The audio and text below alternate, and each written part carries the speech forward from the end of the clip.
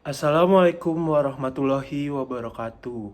Saya di sini akan mempresentasikan tentang mata kuliah Global Business Environment, di mana saya meneliti tentang analisis faktor-faktor lingkungan eksternal yang mempengaruhi performa perusahaan pada CV Wikata Sari. Dengan dosen pengampu Bapak Sumiana, Dr. MSI, AKSIE.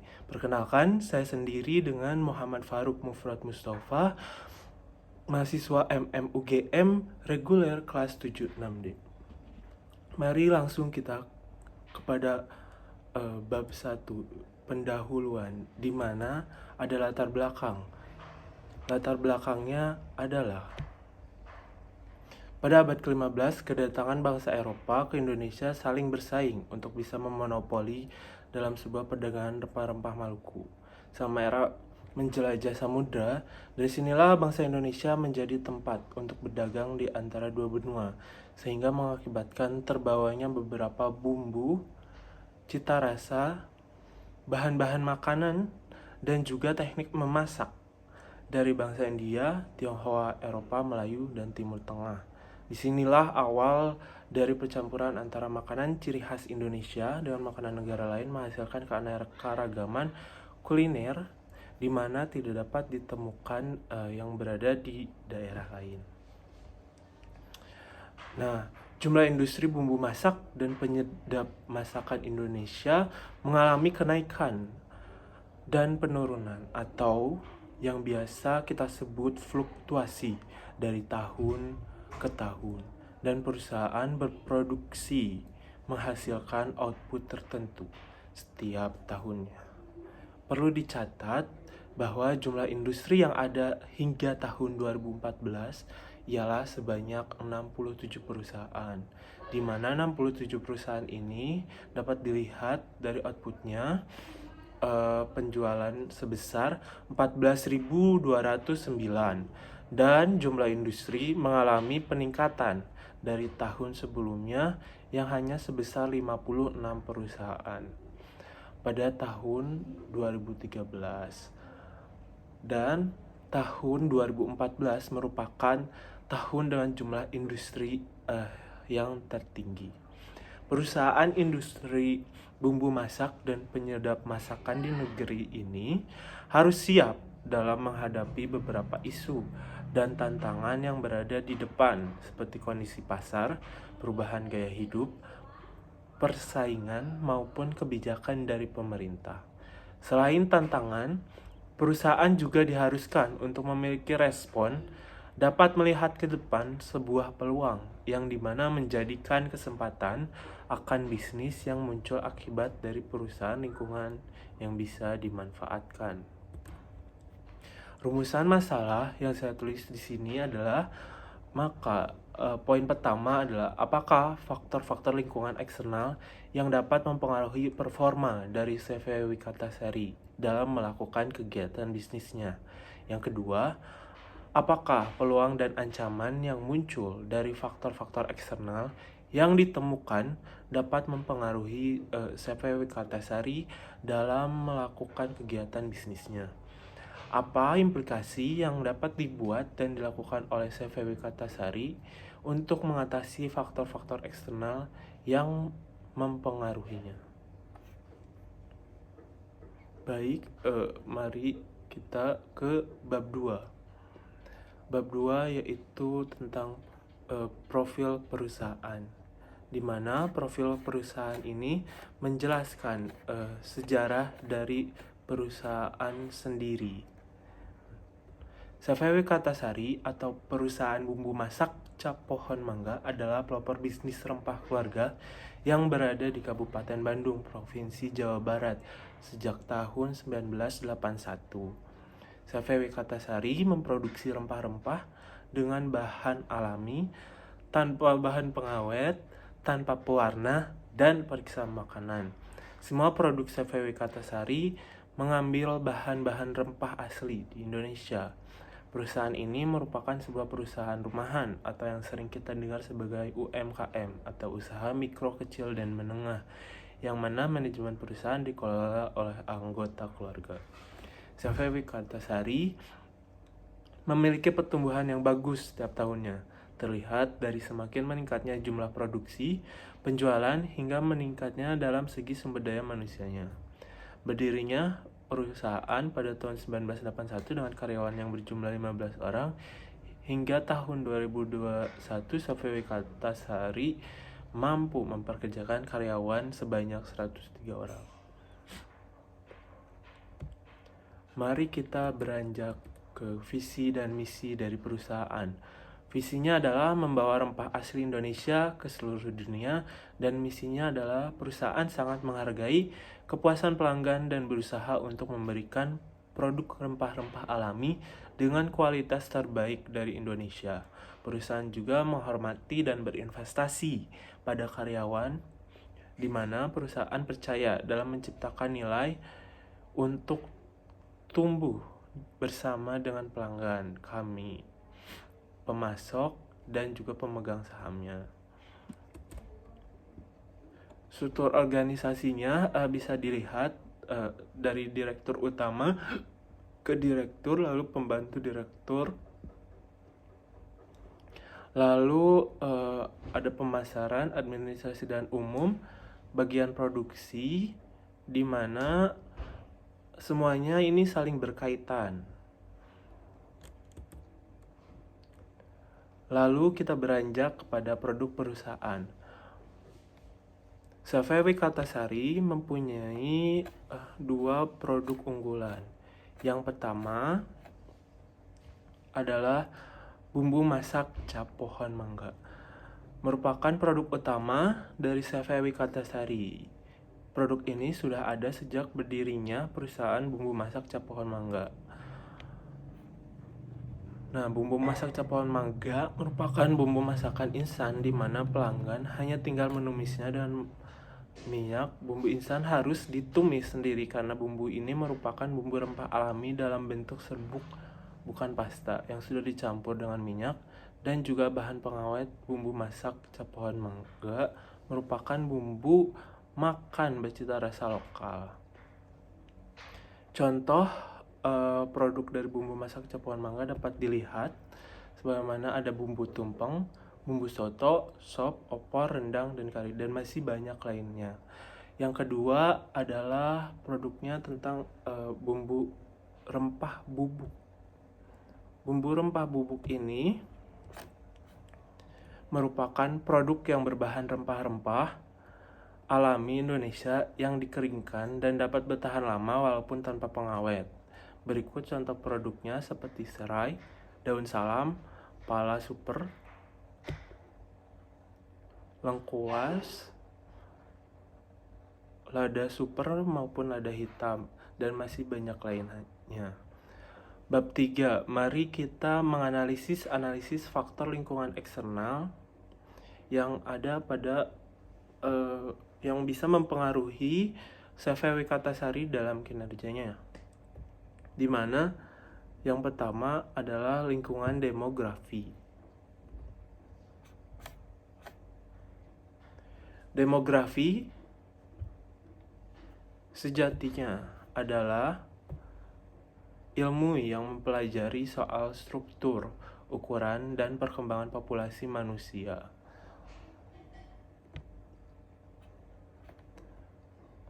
Elsa menjelaskan dalam artikelnya bahwa ada dari Perserikatan Bangsa-Bangsa, di mana gambar yang ada pada di atas menjelaskan tentang jumlah penduduk Indonesia menurut kelompok umur dan jenis kelamin. Akibat dari meningkatnya jumlah populasi, dibutuhkan macam-macam fasilitas dan sarana untuk memenuhi kebutuhan hidup. Hal ini bisa mulai dari kebutuhan akan sandang, pangan, papan, juga kebutuhan integratif yang lainnya. Di dalam peningkatan populasi secara langsung berkolerasi dengan terpenuhinya akan kebutuhan sandang, pangan, dan papan. Maka dari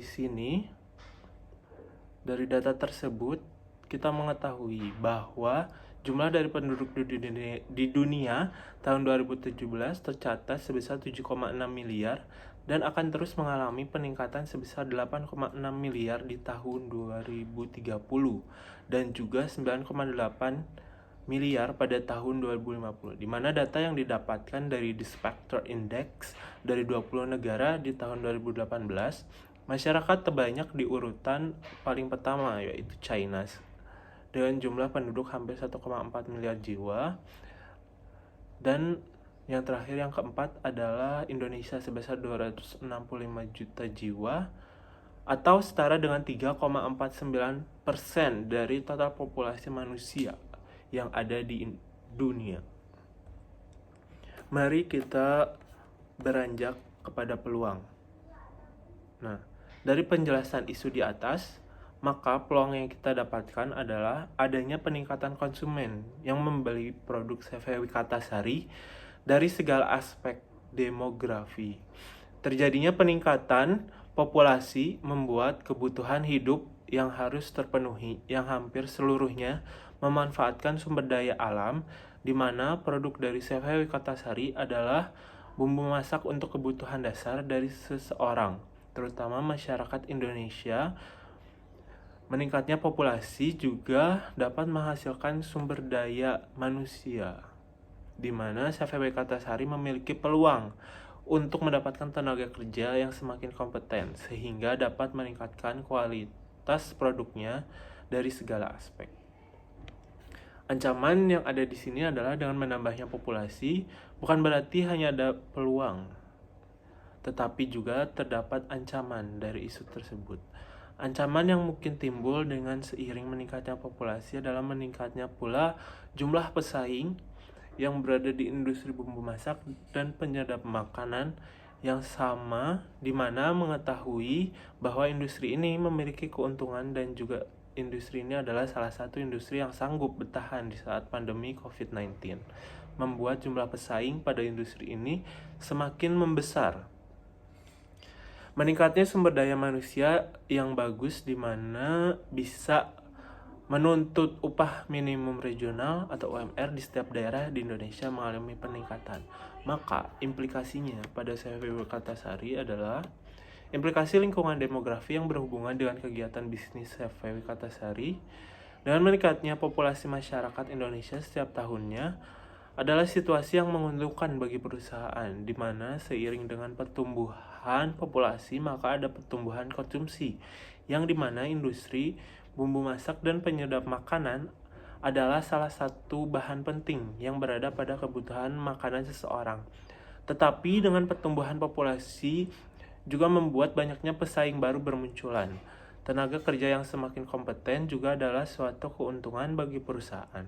Tetapi UMR yang tinggi adalah ancaman yang nyata. Dari situ, di mana perusahaan harus tahu batas kemampuan dalam membayar sumber daya yang kompeten agar tidak hilang, supaya produk yang diciptakan tetap berkualitas. Selanjutnya, mari kita beranjak ke lingkungan teknologi, di mana ada isu tentang lingkungan teknologi sendiri. Isu lingkungan teknologi sendiri adalah semakin canggihnya perkembangan teknologi membuat perusahaan harus dapat beradaptasi seiring dengan perkembangan teknologi yang semakin canggih, mulai dari perkembangan internet sampai dengan alat pengguna seperti software, hardware, PC, dan lainnya. Perusahaan dituntut untuk bisa mengadopsi beberapa kecanggihan teknologi agar sanggup bersaing dengan perusahaan lain, dan juga perusahaan harus bisa menyesuaikan bisnisnya dengan perubahan perilaku dari konsumen yang semakin canggih pula. Digital ekonomi telah membawa ilmu teknologi, pengetahuan manusia, transaksi global, dan ekonomi yang tersambung menjadi satu kesatuan, di mana hal-hal tersebut harus mampu perusahaan menerapkan dalam bisnisnya. Pertumbuhan perusahaan perdagangan elektronik seperti Tokopedia, Shopee, Lazada, dan lainnya telah membawa kebiasaan masyarakat dari belanja offline menjadi online apalagi dengan adanya pandemi COVID-19, di mana kita tidak boleh banyak berinteraksi dan melakukan mobilitas, membuat belanja online semakin digemari. Di sini ada gambar tentang pertumbuhan pengguna internet dalam meningkatkan e-commerce di Indonesia. Dari data tersebut menunjukkan pada tahun 2020 bahwa 53% populasi masyarakat Indonesia membuat pertumbuhan e-commerce semakin tinggi. Hal tersebut berdampak pada belanja online yang terus meningkat sejalan dengan meningkatnya pertumbuhan e-commerce di Indonesia. Maka peluang yang terjadi di sini adalah Safei Wikatasari sudah bergabung dengan perdagangan elektronik seperti Tokopedia, Shopee, Lazada, Bukalapak, dan Blibli. Terlebih lagi, Safei Wikatasari sudah masuk menjadi salah satu produk di mall online. Bukalapak meningkatnya pertumbuhan e-commerce di Indonesia memberikan peluang bisnis yang lebih besar kepada Safei Wikatasari. Perusahaan harus mampu menarik lebih banyak konsumen pada perdagangan elektronik tersebut. Ancamannya adalah semakin tumbuhnya peluang perkembangan bisnis pada perdagangan elektronik membuat pesaing perusahaan yang di industri bumbu masak dan penyedap makanan semakin bertumbuh banyak pula, mulai dari pendatang baru hingga yang sudah lama di industri bumbu masak dan penyedap makanan semakin banyak dan bisa terancam eksistensinya. Implikasi pada Safei Wikatasari dengan lingkungan teknologi sendiri adalah meningkatnya pertumbuhan perdagangan elektronik. Safei Wikatasari harus bisa memberikan promo-promo dan membuat iklan yang menarik pada perdagangan elektronik tersebut, di mana promo dan iklan tersebut dapat menarik lebih banyak konsumen dan juga mempertahankan eksistensi pada Safei Wikatasari agar tidak terlupakan oleh pesaingnya. Dan juga kecepatan pelayanan pelanggan online yang tepat akan membuat konsumen semakin puas dengan produk Safei Wikatasari. Mari beranjak ke lingkungan selanjutnya. Lingkungan selanjutnya adalah lingkungan ekonomi, di mana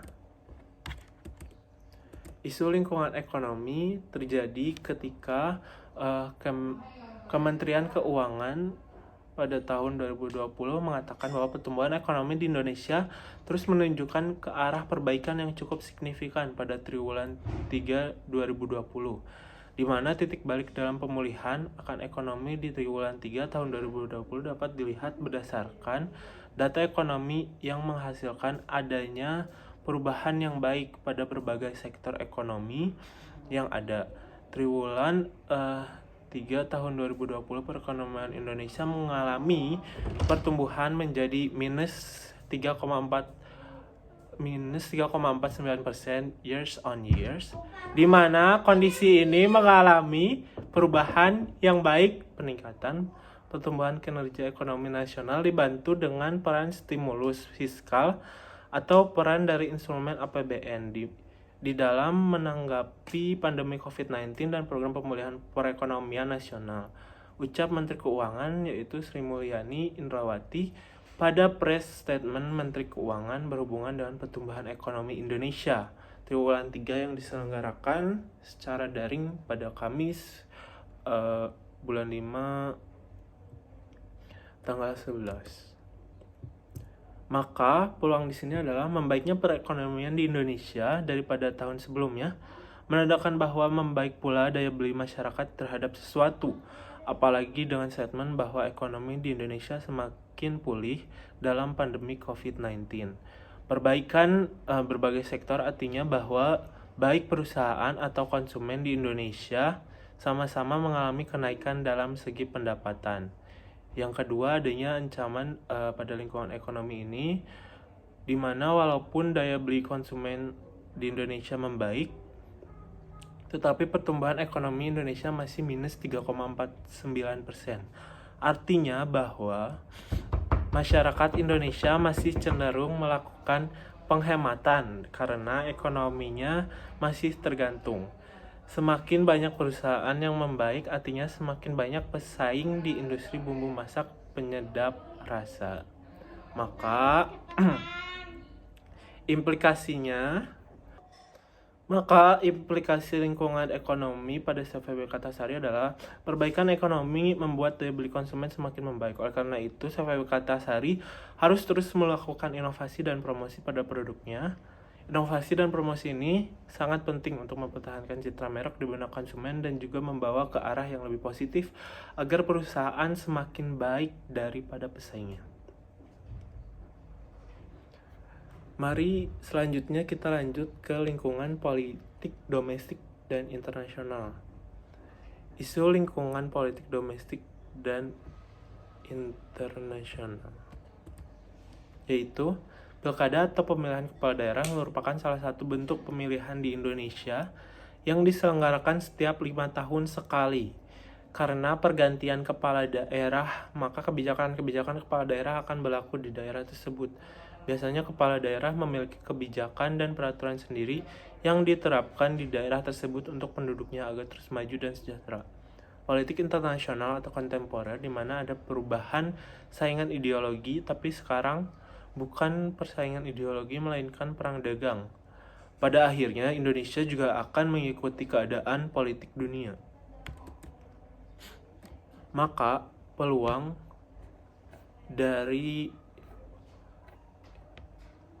dari sini dibutuhkan dukungan dari pemerintah daerah dalam memajukan bisnis atau usaha yang berada di daerahnya, membantu perusahaan tersebut dari segi operasional yang semakin mudah dalam perusahaan beroperasi. Peraturan dan kebijakan yang tidak menyulitkan akan berperan mendukung perusahaan seperti yang diharapkan. Di mana dunia politik sekarang adalah dunia yang terintegrasi tanpa batas yang menunjukkan beberapa peluang yang berbeda. Perang dagang antar negara dan globalisasi yang terjadi dapat memberikan peluang bisnis yang lebih besar daripada hanya di Indonesia. Ancamannya adalah perusahaan harus siap terus beradaptasi dalam setiap pergantian kepala daerah yang baru. Korupsi, kolusi, dan nepotisme menjadi salah satu ancaman jika kita terlalu dekat dengan pemerintah daerah atau sekitar. Ketika pemerintah daerah terkenal, pasti ada dampaknya bagi perusahaan. Globalisasi membuat kita semakin waspada terhadap pesaing dari luar negeri, apalagi dengan adanya perang dagang yang semakin memanas. Maka implikasinya adalah CVW Kartasari harus selalu mendukung program pemerintah dan berhubungan yang baik dengan pemerintah daerah tersebut, tetapi dengan batasan yang sewajarnya. Ikut serta dalam globalisasi di mana mengikuti negara Indonesia secara global dalam perang dagang dunia. Mari kita beranjak ke lingkungan hukum bisnis Indonesia, di mana isu lingkungan hukum bisnis Indonesia adalah CVW Kartasari merupakan perusahaan yang berdasar hukum persekutuan komanditer, di mana dasar hukum pendirian CV diatur dalam KUHD, khususnya pasal 19 sampai dengan 21, yang mengatur tentang persekutuan komanditer. Tentu juga tidak lupa tentang KUHP Perdata, sebagaimana konsep awalnya merupakan persekutuan atas dasar perjanjian. Berikut ini kutipan pasal 19 sampai dengan pasal 21. Antara lain adalah pasal 19 menjelaskan tentang perseroan yang tercipta karena hasil dari meminjamkan uang atau disebut perseroan komanditer yang didirikan antara seseorang atau beberapa orang persero yang bertanggung jawab secara tanggung renteng untuk keseluruhannya, dan satu orang atau lebih sebagai pemberi pinjaman uang. Suatu perseroan dapat sekaligus berwujud perseroan firma terhadap persero-persero firma di dalamnya dan perseroan komanditer terhadap pemberi pinjaman uang KUHD 16, 20, 22, dan seterusnya. Pasal 20 menjelaskan dengan tidak mengurangi kekecualian yang terdapat dalam pasal 30 alinea kedua, maka nama persero komanditer tidak boleh digunakan dalam firma KUHD 1921. Persero ini tidak boleh melakukan tindakan pengurusan atau bekerja dalam perusahaan perseroan tersebut, biar berdasarkan pemberian kuasa sekalipun, KUHD 17, 21, dan 32. Maka Peluang yang muncul dari lingkungan hukum bisnis Indonesia adalah adanya hukum memberikan peluang pada perusahaan dalam menerima hak dan melaksanakan kewajiban dari dasar hukum tersebut. Hukum perusahaan Savvy Katasari berarti perusahaan mempunyai peluang untuk terus melakukan operasionalnya di Indonesia. Adanya pihak yang tidak suka dengan produk perusahaan Savvy Katasari merupakan ancaman, di mana bisa saja memberikan gugatan atau sanksi yang tidak sesuai apa yang telah dilakukan oleh perusahaan, di mana pihak ini berasal dari konsumen, pesaing, atau pemasok bahan perusahaan. Implikasi pada Savvy Katasari dalam lingkungan bisnis Indonesia adalah hukum perseroan komanditer memberikan perlindungan bagi perusahaan untuk terus beroperasional dan mendapatkan laba sebanyak-banyaknya. Namun harus dilihat pula dari segala aspek ancaman hukum legalitas yang bisa saja meruntuhkan perusahaan.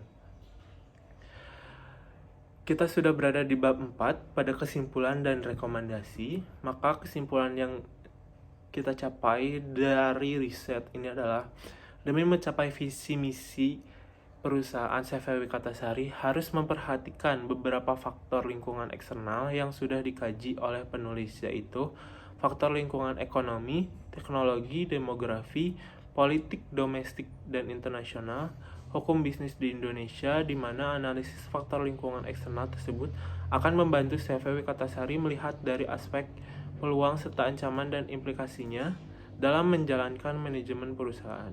Savvy Katasari kemudian dapat menentukan strategi yang tepat bagi perusahaan dalam menghadapi peluang dan ancaman dari faktor lingkungan eksternal yang telah dijelaskan penulis. Rekomendasi dari yang kita dapatkan adalah Savvy Katasari dapat mengelola sumber daya manusia melalui program training soft skill atau hard skill agar menjadikan sumber daya manusia yang kompeten dan memiliki kualitas. Lalu yang kedua, Savvy Katasari membuat inovasi pada produk atau menambah produk baru agar terciptanya citra merek yang positif bagi perusahaan. Yang ketiga adalah Savvy Katasari membuat sarana layanan pelanggan untuk membantu pelanggan dalam proses mencari informasi dan data yang berkaitan dengan produk.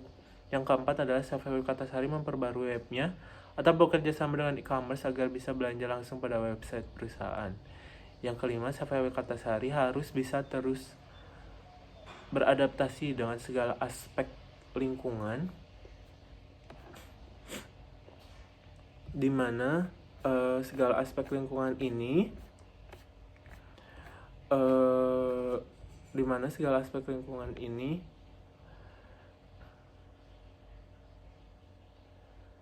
Savvy Katasari harus bisa terus beradaptasi dengan segala aspek lingkungan eksternal yang secara langsung atau tidak langsung mempengaruhi operasional perusahaan. Sekian presentasi dari saya. Mohon maaf bila ada kekurangan. Maka dari sini saya akan mengakhiri presentasi hari ini. Atas perhatiannya saya ucapkan terima kasih dan sampai jumpa di kesempatan selanjutnya.